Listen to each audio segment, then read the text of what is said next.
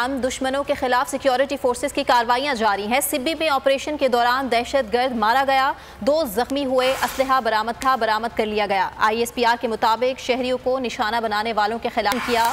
शुमाली वजीरिस्तान में झड़प हुई। मीर अली में फायरिंग के तबादले में 29 साला सिपाही इरशादुल्लाह शहीद हो गए। इलाके में मुमकिना दहशतगर्दों की तलाश के लिए ऑपरेशन जारी है। सिक्योरिटी फोर्सेस दहशतगर्दी की लानत खत्म करने के लिए पुरअज़्म हैं।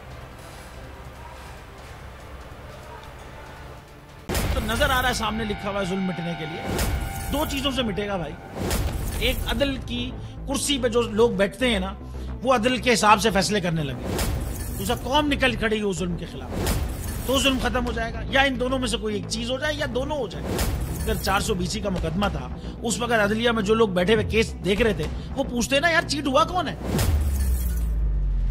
जब उनको दिखता कोई चीट नहीं हुआ, केस खत्म कर देते। तो जालिम जुल्म कर ही नहीं पाता। 9 जजेस ने नोट बिफोर किया मेरे केस को यार, 1.5 साल चला।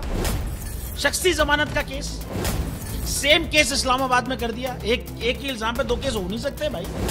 मतलब 60 दिन का वक्त होता है। 102 दिन के बाद मैं जीत गया, केस बरी हो गया। 102 दिन के बाद अपील फाइल की, एक्सेप्ट कर ली। नहीं करते ना एक्सेप्ट, खत्म हो जाता ना जुल्म यार। भरी अदालत में मुझे बरी कर दिया, फिर पता नहीं क्या हुआ, 2.5 घंटे बाद का नोट बिफोर। मैं नहीं सुनता ये केस, खड़े रहते अपने फैसले पे, मिट जाता जुल्म। अल्लाह ताला ने बिठाया इन कुर्सियों पे इनको यार, ये अल्लाह ताला की तरफ से फैसले करने हैं।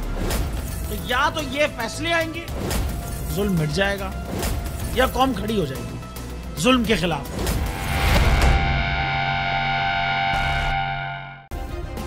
सब्सक्राइब करें और बेल दबाएं ताकि कोई खबर रह न जाए।